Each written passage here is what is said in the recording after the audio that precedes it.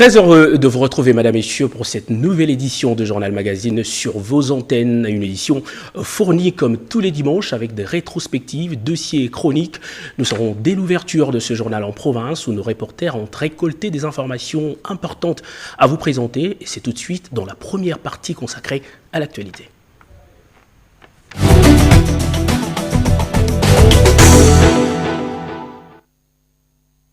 Magazine. Passer 2 jours dans les bourbiers avant d'atteindre sa destination, c'est le nouveau calvaire des transporteurs qui empruntent la route nationale numéro 3 entre Bukavu et Kisangani. Nos reporters sont descendus sur place. Leurs images peuvent se passer de tout commentaire. Regardez. L'Union des associations des transporteurs et opérateurs économiques Bukavu-Kisangani en passant par Bunyakiri-Ombo alerte sur la dégradation très avancée du tronçon routier Miti-Ombo sur la route nationale numéro 3. Impossible aujourd'hui d'arriver à Ombo à la limite des territoires de Calais au sud Kivu et Walikale au nord Kivu. Les camionneurs passent plusieurs jours embourbés dans les chapelets des bourbiers à partir de chez Padiri situé en plein parc national d'Ikaouzi-Biega au point kilométrique 25 de Miti, comme le précise ici le coordonnateur provincial de cette association, le révérend pasteur Jean-Luc Bonané Kakinya. Donc rien à expliquer pour le moment. Si vous passez là-bas, vous pouvez aussi pleurer de ce qui se passe. Donc les camionneurs ne fréquentent plus cette route. Il n'y a pas de passage.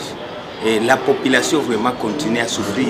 Nous voulons que notre gouvernement nous accompagne, nous aide pour que la route soit quand même praticable.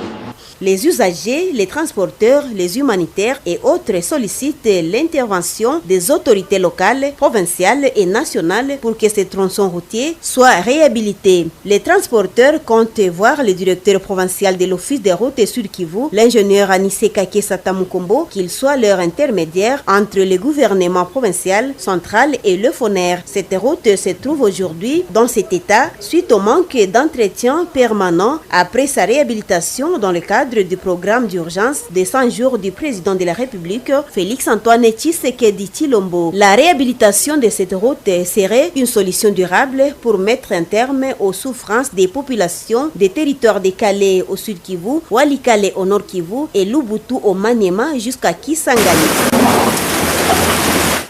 Cela n'est donc plus un secret pour personne. La problématique du transport et de l'enclavement dans certains coins du pays demeure l'une des plus génériques que connaît la République démocratique du Congo dans son processus de développement.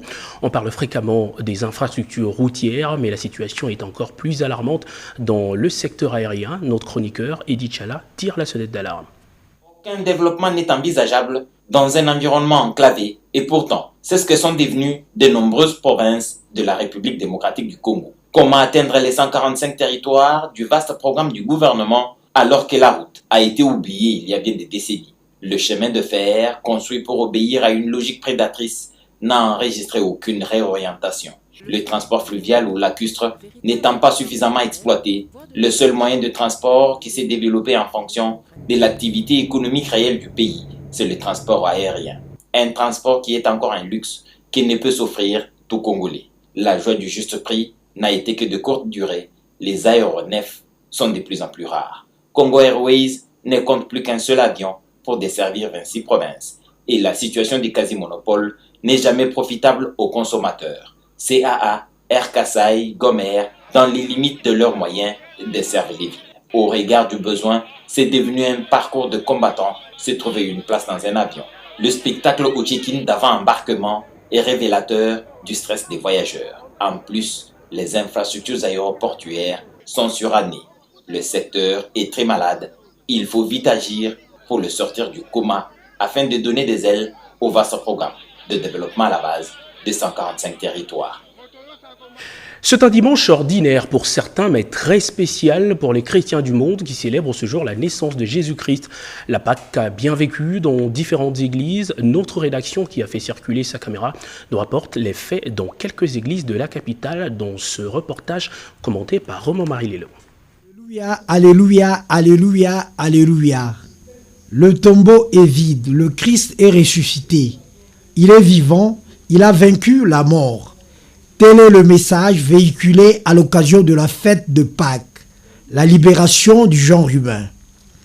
Cette solennité a commencé dans l'Église catholique par la veillée pascale, et ce, pour commémorer la résurrection du Christ.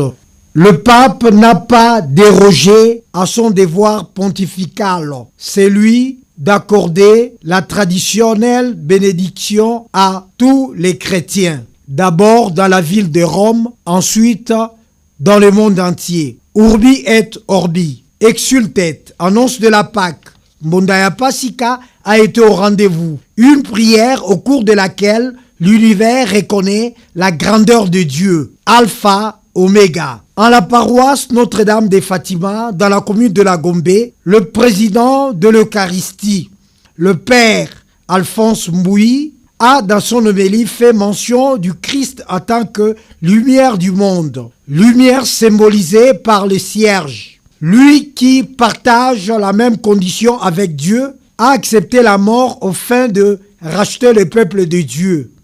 Un exemple à suivre pour se libérer des maux qui rongent la nature humaine. En la paroisse du Sacré-Cœur de Jésus dans la commune de la Gombe, le décor a été religieusement planté, car l'espérance de tous a jailli du tombeau. Le Christ est sorti libre et vainqueur. Le célébrant du jour, le père Kiala Weslas, a convié la communauté paroissiale à la culture de l'amour et de la paix. Selon lui, il n'y a plus de grand amour que de donner sa vie pour ceux que l'on aime, comme l'a dit Jésus. En l'église protestante de la communauté baptiste du fleuve Congo, dans la commune de la Gombe, c'est toujours le même événement. Le tombeau est vide.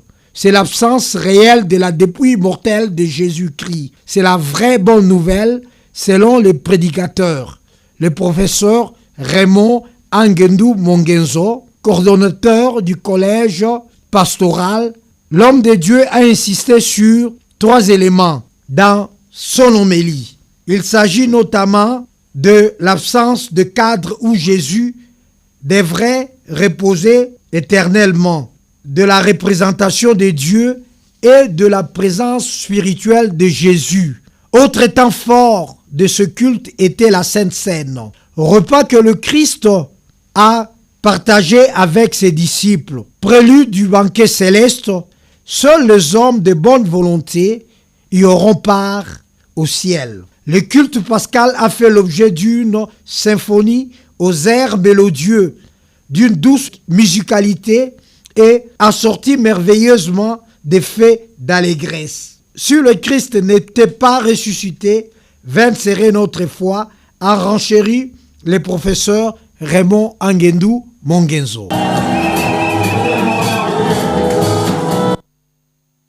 Et l'une des confessions que vous n'avez pas vues dans ce condensé, c'est l'église du Christ au Congo. Les fidèles de cette église ont eux aussi célébré dignement la résurrection du Christ. Voici quelques moments forts de la célébration de ce dimanche. La Pâque est la fête la plus importante pour tout chrétien. Elle commémore la mort et la résurrection de Jésus-Christ, Fils de Dieu, a racheté l'homme de l'esclavage, du mal et du péché. L'essence de la Pâque est la victoire de la vie sur la mort, a souligné l'homme de Dieu, l'orateur du jour, le révérend pasteur Jean-Roger Munanga dans sa prédication tirée dans les livres de Jean 6, 53 à 57. Jésus savait quand il venait dans le monde, il va mourir.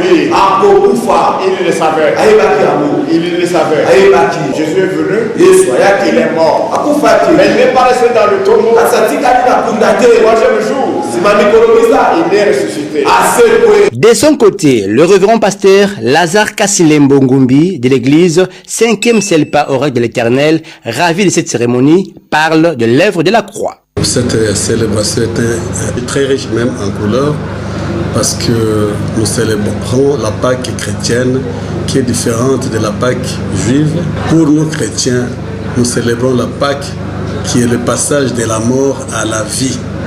Christ est mort, mais surtout qu'il est ressuscité, parce que si Jésus n'était pas ressuscité, la Bible dit notre foi n'allait pas avoir de raison d'être. Autre moment fort de cette célébration par la cérémonie de la Sainte Seine qui dit de même, après avoir soupé, il leur donna la coupe en disant, cette coupe est la nouvelle alliance à mon sang qui est répandue pour vous. Ainsi, de louanges et d'adoration ont sanctionné la fin de ces cultes dominicales consacrés à la célébration de la fête de la Pâque à l'église 5e ciel par oracle de l'Éternel située dans la commune de Lagombe. Vous l'avez sûrement déjà lu dans les kiosques à journaux ou ailleurs, le magazine Ici et ailleurs n'est plus à présenter. Sa dernière édition publiée ce week-end au sortir du mois de mars a mis en valeur les prouesses des femmes congolaises. La première dame de la République et porte-voix de femmes, Denise Diakéro Tshisekedi, a pris part à cette publication officielle. Naïcha Kiala. Le mois de mars est passé, la femme a été célébrée dans toutes ses dimensions et la variété de son action dans les efforts pour le développement individuel et collectif, salué par tous. Le magazine Ici et ailleurs l'a immortalisé et par le fait même maintient permanente la sensibilisation par ce 9e numéro dédié. La première dame de la République, Denise Diakéro Tshisekedi, qui a été et qui est dans tous les combats pour le positionnement des questions des femmes aux agendas de priorité nationale, a au cours de ce mois de mars rencontré les femmes de l'élite, femmes d'affaires, politiques et celles maraîchères. L'épouse du chef de l'État caresse l'ambition de voir émerger un leadership féminin transformateur, consciencieux et participatif. Elle ne pouvait pas s'empêcher de prendre part à la cérémonie de sortie officielle de ce numéro, Ici et ailleurs. Je me réjouis d'être aujourd'hui au milieu de ces femmes qui, sans relâche et avec dignité, portent notre nation. Vous êtes entrepreneurs, cadres d'entreprise, employés, commerçantes, femmes ménagères ou encore jeunes entrepreneurs. Votre travail de chaque jour est une valeur inestimable qui tient notre société dans la bonne direction. Quand il nous arrive d'avoir un moment de doute face à l'obstacle ou à l'adversité, quand on pense que la marche est trop haute pour être franchie, souvenons-nous de tous les combats qu'on nous disait impossibles, mais que nous avons finalement remportés haut la main. Souvenons-nous du chemin jusqu'ici parcouru et armons-nous d'espoir et de courage pour l'avenir. De l'autonomisation de la femme à l'entrepreneuriat féminin, en passant par la masculinité positive, tous les panélistes sont unanimes. Les potentiels d'une nation résident dans le développement de son capital humain. Actrice publique ou dans l'ombre, la femme en est la pièce maîtresse. Lorsque nous avons démarré nos activités au guichet des créations d'entreprises, pour atteindre aujourd'hui pratiquement 35% de création d'entreprises par les femmes. Donc c'est une progression qui est édifiante, qui montre le dynamisme des femmes entrepreneurs. Ça fait très longtemps, surtout par rapport à la première dame, que nous la suivons de près. Nous trouvons qu'elle fait un travail exceptionnel dans le sens où elle permet à ce que les meilleurs des talents que nous avons, surtout de la gente féminine, puissent aller de l'avant. Les efforts pour une participation effective de la femme au développement de nos communautés trouveront toujours un écho favorable auprès de la très distinguée première dame. Le forum francophone sur le VIH-Sida s'est clôturé ce week-end à Kinshasa. Un appel à la reconnaissance de l'importance de la santé sexuelle a été lancé lors de la clôture. Suivez ce reportage de Louise Nsakala. Parmi les résolutions et recommandations des Assises de Marseille, les participants se sont convenus de mobiliser les moyens nécessaires pour que chacun puisse bénéficier de son droit à un état de bien-être physique, émotionnel et social en relation avec la sexualité. Le PVVIH et les acteurs francophones en appellent au pouvoir public de créer un environnement favorable au déploiement de l'offre en santé sexuelle à travers les systèmes de santé et communautaires et de reconnaître le rôle clé des acteurs communautaires. Ils ont suggéré aux partenaires et autres bailleurs de fonds pour financer plus d'interventions de santé sexuelle telles que l'offre de prévention. Cette prise en considération de la santé sexuelle se base sur le respect des droits des uns et des autres. Plusieurs thèmes ont été débattus au cours de cette conférence Afravi 2022 de la stratégie antirétrovirale à l'échec et résistance au VIH en passant par la prévention de la transmission et les politiques de santé et droits humains. Les Assises de Marseille ont tenu toutes leurs promesses. Et forte d'une communauté talentueuse et dynamique, l'Afravi a plusieurs défis majeurs à relever. Vous l'aurez donc compris, le forum s'est bien tenu à Marseille en France et non à Kinshasa. On revient justement à Kinshasa où Denis Kadima était hier à la mosquée de Mpassa. Le président de la CENI était allé témoigner sa gratitude aux responsables et fidèles musulmans pour leur implication à la formation du bureau de la Commission électorale nationale indépendante. Tétis Samba. Le président de la Commission électorale nationale indépendante a été l'hôte de la communauté islamique à la mosquée de Mpassa ce samedi 16 avril 2022. Denis Kadima Kazadi est allé témoigner sa profonde gratitude à cette communauté qui le remercie pour le soutien qu'elle lui a apporté pour accéder à ce poste.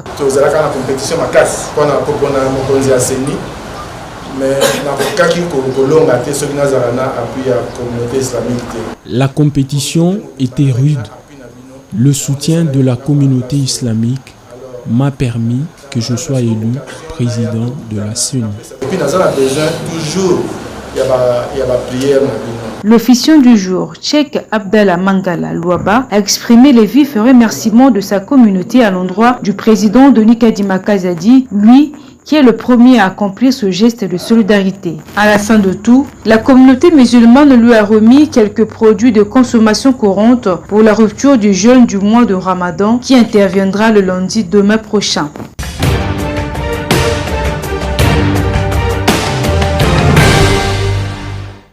Vous l'avez compris, nous sommes bien dans la seconde partie de cette édition qui s'ouvre par la rétrospective des activités déployées par le chef de l'État au courant de la semaine. Une semaine marquée par une série de visites d'inspection, notamment au centre de production du Daipen. Le président de la République, Félix-Antoine Tshisekedi, avait également inauguré une usine de recyclage de déchets bouteilles plastiques. La semaine du président, c'est avec Pierre Kibambeso Moïsa. Des questions liées à la paix, la sécurité, les infrastructures et l'intégration régionale étaient au cœur des entretiens que le président de la République Félix-Antoine Tshisekedi Tshilombo a eu en début de semaine à la Cité de l'Union africaine avec le secrétaire exécutif de la communauté de développement d'Afrique australe, Elias Magossi. Ce dernier a indiqué que le président Félix-Antoine Tshisekedi, élu par ses pairs en août 2021, en tant que président entrant de la SADC, prendra ses fonctions au mois d'août prochain lors des assises de cette organisation sous-régionale. À la Cité de l'Union africaine, par visioconférence, le chef de l'État Félix-Antoine Tshisekedi Tshilombo a pris part à la réunion extraordinaire du sommet de la Troïka de la SADC. Au cours de ces assises, les chefs d'État et de gouvernement de la communauté de développement d'Afrique australe et du Mozambique ont examiné le rapport des activités ainsi que les budgets de la mission de la SADC au Mozambique, la SAMIM. La ville de Kinshasa vient d'être dotée d'une usine moderne de recyclage de bouteilles plastiques. Kintoko Oke Plast a été inaugurée par le président de la République Félix-Antoine Tshisekedi Tshilombo sur l'avenue Poileau à Kingabwa, Limete. Récolter les déchets plastiques, les recycler, les valoriser et en faire une source de revenus et non des nuisances, c'est le schéma auquel procède l'usine Kintoko, fruit d'un partenariat public-privé avec la société Okeplast du groupe Angel Cosmétiques. 15 millions d'euros, c'est l'enveloppe globale d'investissement de cette usine qui a la capacité de traitement de 50 tonnes de déchets de bouteilles plastiques par jour. Le président de la République a procédé à la coupure du ruban symbolique inaugurant officiellement l'usine Kintoko Okeplast. Le chef de l'État a ensuite visité l'usine, une unité de production disposant des machines innovantes de la dernière génération. Sous les explications du directeur général de Okeplast, l'usine de Kintoko est la deuxième en Afrique, après celle du Nigeria, et la première en Afrique centrale. Faire du domaine agro-industriel présidentiel de l'Ancélé une unité de production garantissant l'autosuffisance alimentaire à Kinshasa, c'est la détermination du président de la République. Le chef de l'État a effectué une visite d'inspection des unités de production du Daipen dans la périphérie est de la capitale. Grâce à un partenariat public-privé conclu entre le gouvernement et la société israélienne LR Group Limited, le Daipen a investi dans l'aviculture, l'agriculture et la production des aliments pour bétail. Par ailleurs, la situation sécuritaire dans la province du Nord Kivu Particulièrement les dossiers M23 étaient au centre des échanges que le président de la République Félix Antoine Tshisekedi Tshilombo a eu à la Cité de l'Union africaine avec l'envoyé spécial du secrétaire général des Nations Unies dans les Grands Lacs, Wang Zia, en présence de Mme Bintou Keïta, représentante spéciale du secrétaire général de l'ONU en RDC. À la presse, le haut fonctionnaire des Nations Unies a indiqué que cette entrevue s'inscrit dans le cadre de sa prochaine communication au Conseil de sécurité des Nations Unies le 27 avril prochain à New York. Conduit par le Premier ministre Sama Lukonde, une délégation des députés nationaux du Grand Katanga ont été reçus par le président de la République Félix Antoine Tshisekedi Tshilombo à la Cité de l'Union africaine. Le garant de la nation a exhorté ses élus du peuple à la gestion responsable de leur communauté pour la cohabitation pacifique de toutes les populations habitant le Grand Katanga.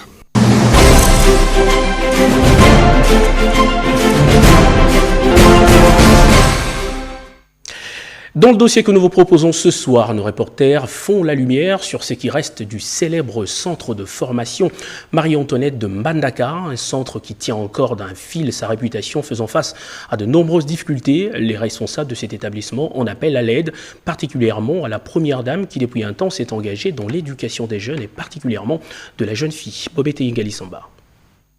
De nos jours, comme par le passé, le centre féminin Maman Antoinette de Mbandaka, une des œuvres sociales de feu Maman Mobutu, contribue à la formation et à la professionnalisation de beaucoup d'élites féminines.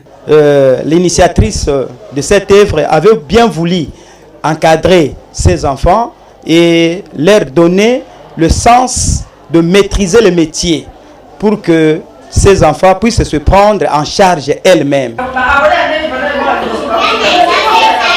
École maternelle pour filles et garçons, enseignement primaire et secondaire et professionnel pour filles vulnérables ou désœuvrées, école des arts et métiers pour encadrement et réinsertion sociale des filles mères. Ce centre a su imprimer une certaine autonomisation des milliers de femmes congolaises. Auparavant, on prenait les élèves seulement pour le cycle court. On doit les prendre en charge, on va les scolariser. 4 ans après, elles connaissent le métier et on les laisse dans les champs. Je suis en 6e coupe couture. Cette option, elle est pratique, donc je n'aurai pas à dépendre d'une autre personne. Quand j'aurai mon diplôme, déjà je serai en mesure de coudre, j'aurai mon propre argent, donc je serai indépendante moi-même.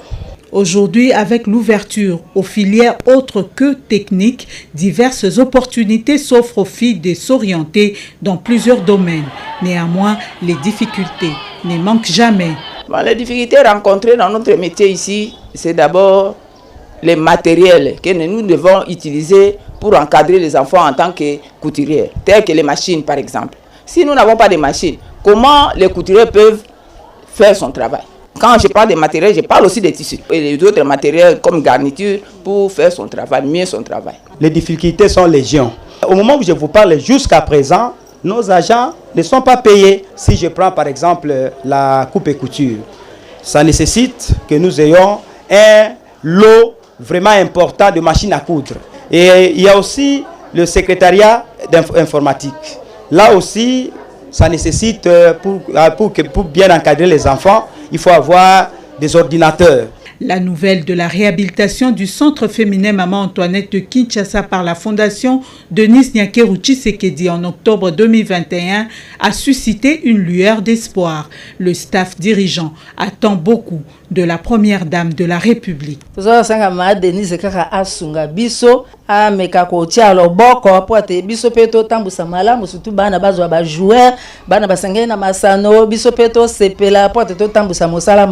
demande aux autorités de nous aider avec des machines, surtout des machines. Voyez le nombre d'élèves que nous avons au centre féminin. Pour résoudre ces difficultés, si on nous dotait avec de matériel qui peuvent nous aider, que l'école puisse avoir une autonomisation. Du côté de l'école maternelle, les salles de classe de tout petits n'ont visiblement pas reçu un coup de pinceau de peinture et les couleurs de la Deuxième République en disent long. Pas d'installation hygiénique viable pour ces moins de 5 ans, le bâtiment nécessite une cure de jouvence. Clôture lo ezali te ozomona eza na clôture te ndako ba ezali mingi te ba matériel didactique ba ardoise na tableau pe bebi sima ndako kuna pe wese eza ya kobeba presque tout. Autre préoccupation exprimée, la régularisation de la situation administrative des éducatrices. Le centre féminin Maman Antoinette de Mbandaka peut répondre ses lettres de noblesse dans l'éducation de la jeune fille, de la fille mère. Il fait partie des prestigieuses structures à préserver.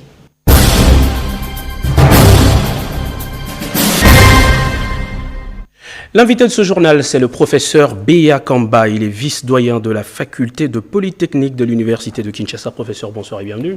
Bonsoir, merci. Alors avec vous, nous allons parler ce soir d'un projet que vous soutenez à corps et à cri depuis un temps et qui malheureusement se trouve encore dans les phares du gouvernement. C'est le projet de création des grandes écoles polytechniques et d'ingénierie. Professeur, une première question.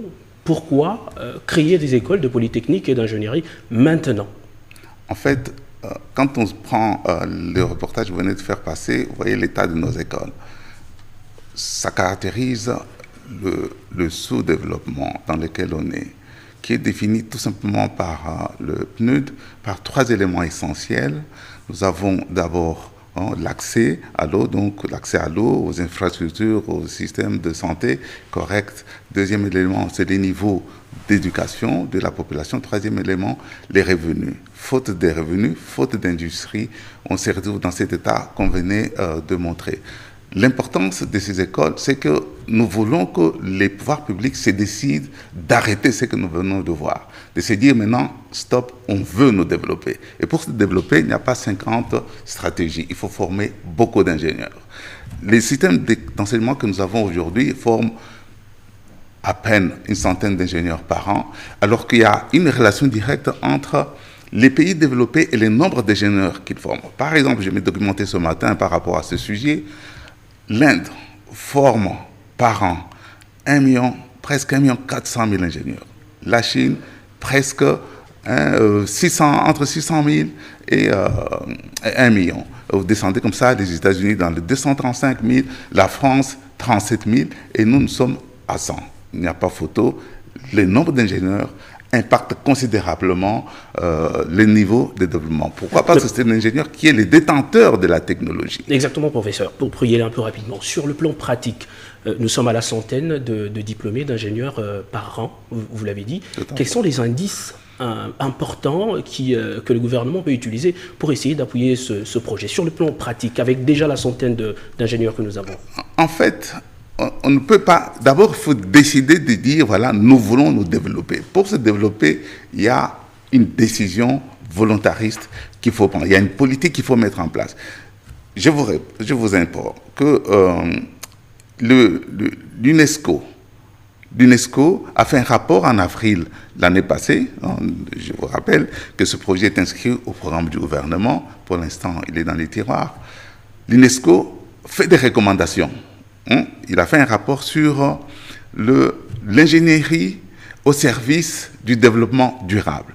Qu'est-ce qu'il dit l'UNESCO par rapport à ces recommandations? Première recommandation, l'UNESCO invite les pouvoirs publics, donc les gouvernements, les facultés, donc toutes les institutions qui forment des ingénieurs, les professionnels, les associations d'ingénieurs, pour qu'ils fassent la promotion sur l'importance de l'ingénieur pour atteindre les objectifs de développement durable. L'importance de l'ingénieur, parce que c'est la clé. C'est l'ingénieur qui est le détenteur de la technologie. Deuxième recommandation de l'UNESCO, c'est que les pouvoirs publics, les mêmes institutions, puissent trouver des fonds, faire des stratégies pour trouver des fonds et arriver à former le plus d'ingénieurs possible. C'est ce que nous faisons comme démarche, ce que nous faisons comme bruit depuis 2019, sans aucun résultat. Dernière recommandation, toujours pour atteindre le plus d'ingénieurs possible, l'UNESCO recommande que les pouvoirs publics et les parlements puissent mettre en place des lois qui permettent à ce que beaucoup de jeunes, y compris surtout beaucoup de jeunes filles, puissent choisir le métier d'ingénieur cela pour augmenter considérablement le nombre d'ingénieurs. Vous avez cité tout à l'heure le nombre d'ingénieurs que chaque pays développé, en tout cas les plus puissants, forme par an. Il n'y a pas photo, il y a une relation directe entre le développement et le nombre d'ingénieurs parce que les ingénieurs, c'est eux qui font l'industrie, c'est eux qui créent des choses, c'est eux qui innovent. Alors, professeur, avec tous ces éléments, selon vous, pourquoi ce projet ne passe pas pour l'instant? Pourquoi? Ça, c'est une bonne question. Il faut savoir que nous sommes héréditaires d'un système d'enseignement qui nous a été légué par la Belgique, qui avait un objectif très simple et très louable à l'époque. Former des cadres pour l'administration belge et former des cadres pour l'exploitation minière. Ça s'arrête là. Il n'y avait pas un objectif de développement derrière. Et nous sommes restés avec ce système des Belges, sans les Belges. Forcément, l'État ne fait rien pour pouvoir changer cela. Ce que nous proposons dans notre projet, c'est que nous disons que l'État doit se dire, maintenant là, on doit nous développer. Ça veut dire qu'on doit financer l'enseignement. Ça veut dire qu'on doit financer la recherche intensément. Ça veut dire qu'on doit se donner des objectifs du genre, voilà, dans les 30 ans qui viennent, parce que c'est un projet qui nous projette dans l'avenir. Ce n'est pas un projet pour 5 ans, c'est un projet qui dit, voilà, dans les 30 ans qui viennent, nous devons être capables de former au moins 50 000 ingénieurs par an, si pas 60 000, etc., et nous mettre sur la voie du développement. Alors, vous l'avez dit, le projet se trouve dans le programme du gouvernement. À l'action 247. Nous vous laissons quelques secondes, 15 minutes pour lancer un message, par exemple, au gouvernement. Qu'est-ce que vous direz en 15 secondes Je pense que ce que je venais de dire est largement suffisant. Nous invitons les pouvoirs publics à suivre les recommandations de l'UNESCO. Peut-être avant, ils ne suivaient pas mes recommandations, mais maintenant qu'on voit bien que le rôle de l'ingénieur est bien inscrit, parce que quel est le premier objectif du développement durable? C'est éradiquer la pauvreté. On éradique la pauvreté en créant des richesses, et ça s'est fait dans les entreprises, ça s'est fait dans les industries, et c'est là que l'ingénieur a un rôle important, parce que c'est lui qui innove, qui crée de nouveaux produits, de nouveaux marchés. Merci beaucoup, professeur, d'être passé sur ce plateau. Nous espérons que votre message est bien passé, qu'on aura dans les prochaines années, pourquoi pas, des ingénieurs formés et des techniciens de terrain dans tout le secteur. Merci à vous. Merci d'être passé sur ce plateau. Je rappelle que nous recevions comme invité du journal le professeur Beya Kamba. Il est vice-doyen de la faculté de Polytechnique de l'Université de Kinshasa. Avec lui, nous avons donc discuté de la création des grandes écoles polytechniques et d'ingénierie. On reste dans le secteur de l'éducation pour parler cette fois de la recherche scientifique avec l'inauguration du nouveau bâtiment pour le Centre de recherche en sciences humaines. Un résultat obtenu grâce aux efforts concentrés par le ministère de tutelle sur la modernisation de différents centres du pays. Marie Kalang.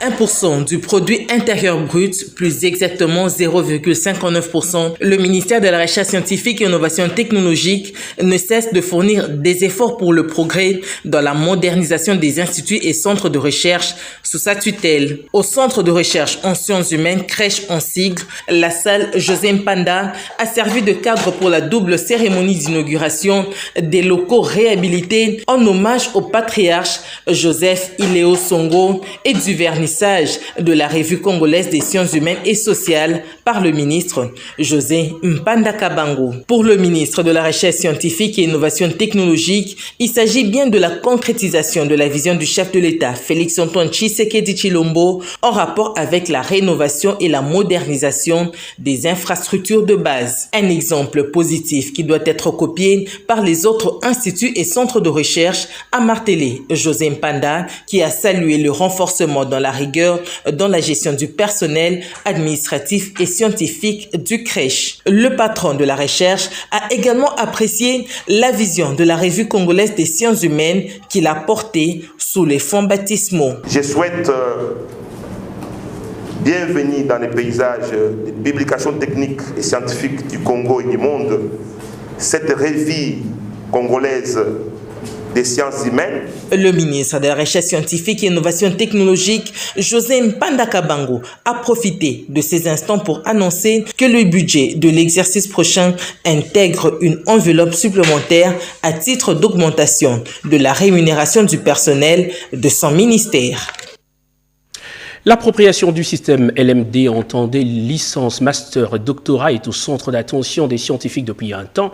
La question était à l'ordre du jour de l'atelier sur la pédagogie nationale clôturé ce week-end. Bouyan Mangala.